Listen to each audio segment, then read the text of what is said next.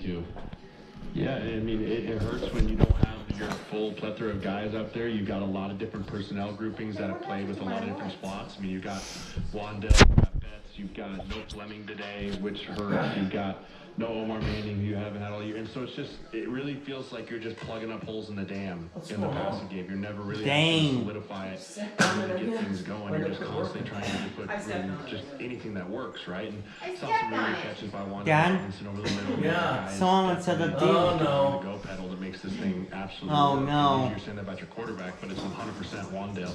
But you're right. The offensive did some good things as far as giving them time. Both those quarterbacks get out there and give time. I mean, Adrian was effective when throwing the football.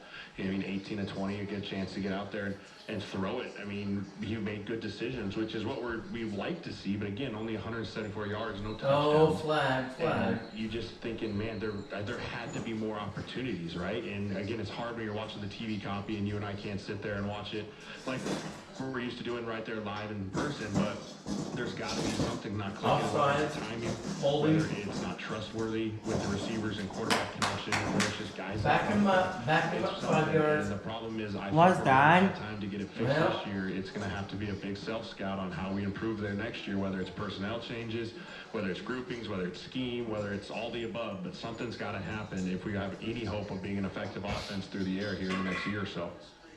The other thing we were hoping to see today with Nebraska on offense was more production from their running backs. We've heard so much about Luke McCaffrey and Adrian Martinez carrying the ball, and they do. I mean, they carried it 17 times today combined. Good tackle. For 70 yards. 48. You know, those two together. So what's left? You had Wandale, 6 for 42. Nice to see Ramir Johnson get going. 5 carries, 23 yards, and a touchdown, including a 12-yarder. Marvin Scott, 7 carries in the first half. He must have got banged up because we didn't see him at all in the second half. So all of a sudden that running back room is getting relatively thin.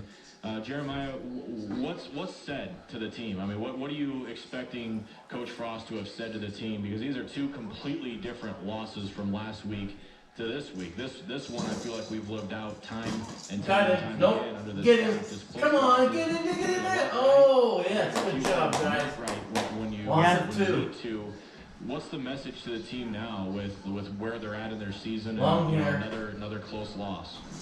For me, the time for love them up and tell them it's going to be okay is over. There can't be any more of that. Now there is a fine line of getting on your team and just dragging them through it and saying, wrapping your arms around, going, hey, we're going to get this fixed together. Like, the time for that is over. It's time now to start making some drastic changes. It's time now to say, hey, if you're not going to do it, we're going to find someone else who will. And maybe they're younger than you, maybe they're a freshman and you're a senior, but whatever we're doing is not good enough. It's time for Frost and company to put the big boy coach pants on and start making really tough decisions. Yeah. Wow. Their kids. Where'd he come from, Dalton? Where'd he come from? Yeah. He's at number 48. Yeah. Muma. For me, you have 3 years. Mom's not watching now. I'm watching. That's okay. I'm listening to the I radio. understand. It's hard to listen to the radio and I I'm understand. thinking if I can get this done, I'll be. Which might be, hey, senior, you know what? You're not going to get as much playing time because, hey, Miles Farmer, we're going to give him some playing time. That was great, Dalton. See Start getting some young that? guys in there and get them ready They to got a punt go now. next year, and maybe That's they a give us bad a chance punt, to win too. this year because Oh, obviously yeah. what we're doing right now is not good enough. We had our best week of practice last week, not good enough. We got to have a better week of practice this week. Ended up pretty I good think form. it's going to ruffle Well, feathers. we got it on the It's going point.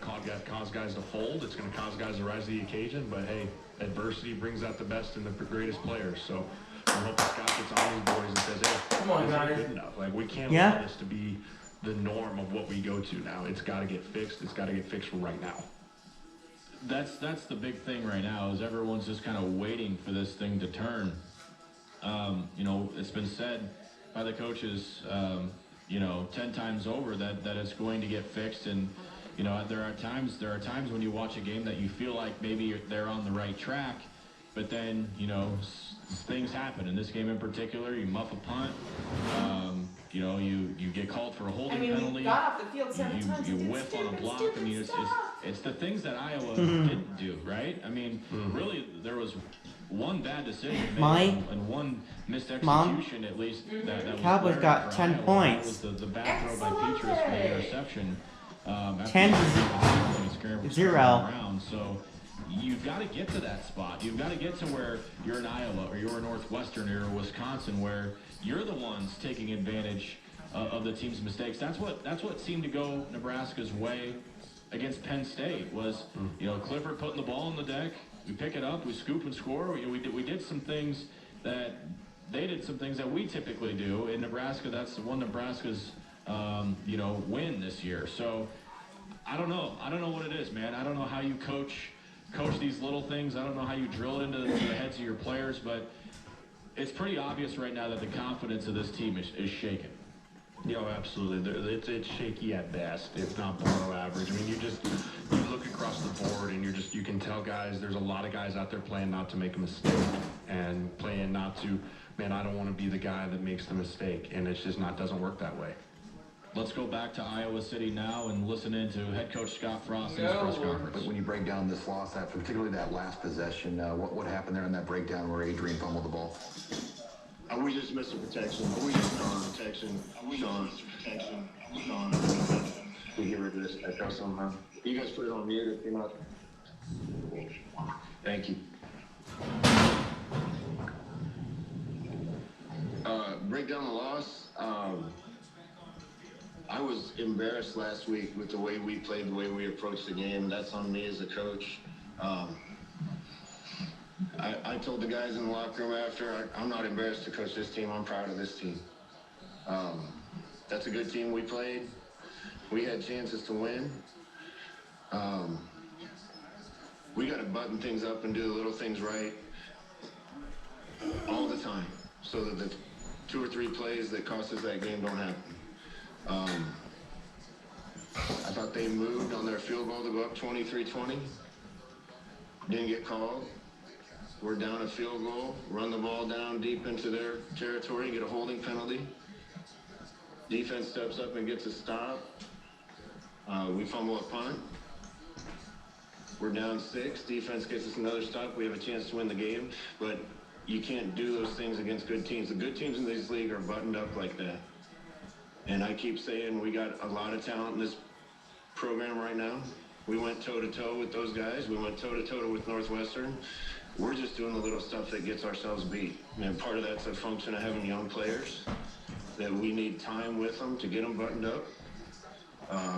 But I was proud of the team today. Sooner or later, woulda, coulda, shouldas need to turn into wins, but I don't doubt it for a second. All right, Scott. Next question, Parker Gabriel. Hey Scott, you made a couple of references to special teams there in that answer, but how frustrating to sort of go toe-to-toe with them offensively and defensively and have a couple of breakdowns special teams-wise that cost you. It's really frustrating. We spent a lot of time on that, but I expect it to be better. We were supposed to punt the ball to the sideline like we did later in the game, and we left one in the middle of the field. That can't happen. That's the detail and stuff that I'm talking about. That as an entire coaching staff and the leaders on our football team, we can't let anything happen, not 1 inch of anything that's not disciplined, not buttoned up. Those things can't happen. We need to catch every punt in practice, every punt, because it matters. They reffed him. And they reffed We him played too too. good defensively to give them the Oh fields my we gave. gosh, what's going to go on here, dear? They It roughed can't the be punter we're running and up on the defense catcher. and we don't play well on offense. It can't be we play well on offense and don't play well on special teams. So Wyoming Discipline roughed has the to go all the way punter. through the program. Yeah, And and then then the they- Cowboys roughed the It catcher. was way better Cowboys this week. roughed the The kids catcher? approached Yeah. the game way Well, they better. can't be catching Love their and punting all at the intensity, same love their time. fire, love their fight. Watch, see, That's how they have Okay, good they players. roughed Wyoming, okay? and watch this. Okay, and then Wyoming did something. Next question, You Mitch told me Sherman. the other way around. Scott, how do you feel about the quarterbacks today and They'll probably have to kick what into over. your What's going to go on here? thought process to use them the way that you did? We told them they were both going to play. Our plan was to play Adrian 2 series and put Luke in. We graded every rep last week in practice, and they were dead even. Both completed at 81% of their passes in practice. Both had 2 turnovers, one of which wasn't their fault. We got 2 good young players, 2 good quarterbacks. We need to continue to hit a few more of the easy things that they give us that we miss at that position, particularly in the pass game.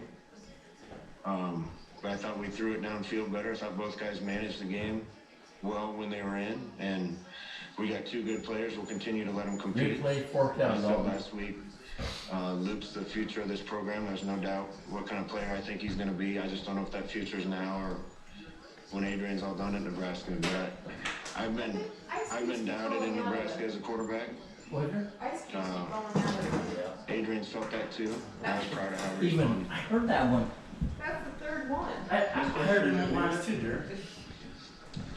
Scott, it was a good spurt there at the end of the first half, and then coming out to start the second half, and then something changed. What was it?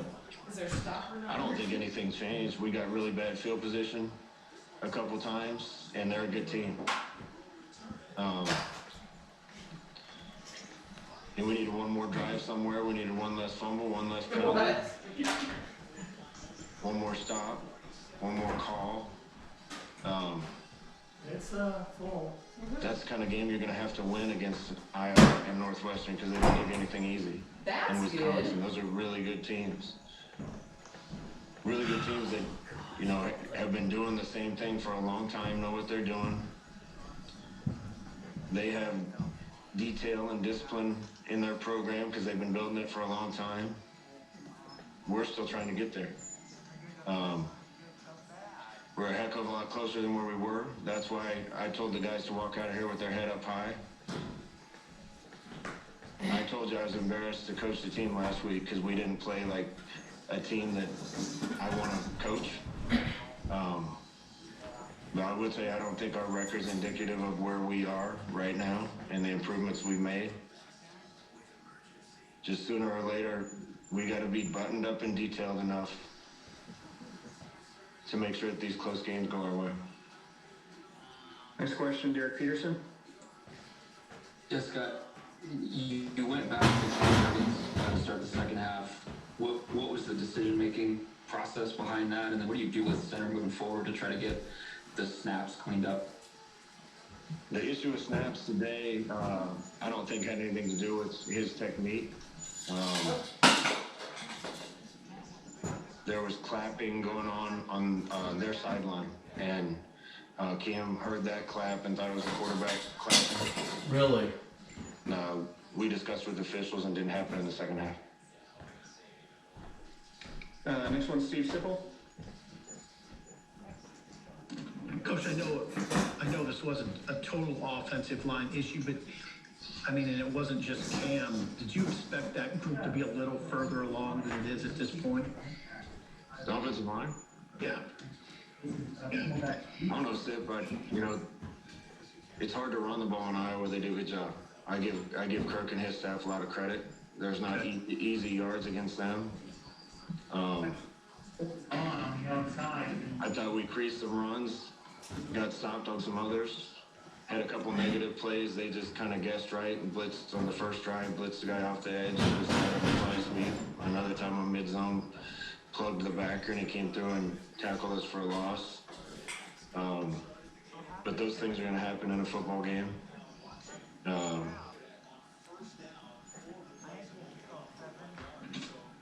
I think they're playing pretty well, especially considering we got Cam Jurgens at center that's been an O-lineman for 2 years, and Ethan Piper is a freshman, and Bryce Benton is a freshman. Good job, Ken. What's that? Jaime and Farniak have been our leaders and our bell cows up there. I know Matt's hurting, just looking at him in the locker room, because of what happened on the last play, but I love him. He's fought through a lot at Nebraska and plays his tail off for us, and he's a really good player and a really good person. Scott, I was referring in part to the couple really critical penalties down the stretch by your young guys. Yeah, They changed quarterbacks, that's what I'm sir. talking about, Sip. Those things can't happen. You hear me? You know, we have a chance to tie the game with They Adrian. changed quarterbacks. Took the quarterback draw down deep in their territory, That or was good for take the them. lead in the That game. was bad. And instead, we come away with no points, punt to them, and they get 3. And yeah, those are the games you have to win in the Big Ten Conference, and you can't do those things. Thank you. All right, we'll get two more. Sam Kewen. Scott, you sound like a coach who could go out and play that game again right now. The emotion coming off you just sounds like there's a combination of pride and incredible frustration over details that have been lingering for 3 years. How do you eradicate some of those small mistakes, like a muffed punt or a punter that doesn't put the ball where it's supposed to be? Sam, getting that type of discipline and that level of discipline in our program has been a 3-year process for me, and it's making me old. It's making me old. Discipline wasn't very good. I'm always careful not to criticize who came before me. The discipline wasn't very good when I walked into the building. They're punting. Give the old guys that are still here from when we got here a lot of credit for sticking through what they've stuck through and giving us the leadership that they give us. It's unfortunate we didn't have spring ball. That would have helped. With COVID, we weren't able to spend as much time around our young guys. We're playing a lot of young players, and that kind of discipline takes time with them too. But you asked me how you get it done. Nobody can ever be late to class. When somebody was late to a workout when I was in school, it never got to Coach Osborne because JP and Grant would take care of it. Peter. Nobody can ever give less than 100% of practice. Nobody can put off their finals till the last minute and not study. When you're detailed on the little things all through the week and all through the year, the detail comes in the game. And we still got some work to do, but when I look at the faces of the guys in that locker room, I think they understand it and they're committed to getting it done. Did you have to lean a little bit on your coaches this week? Yes. I'm really impressed upon them to need to coach it up this week and have this kind of effort and preparation. What's that? Yeah, that's the coach's job.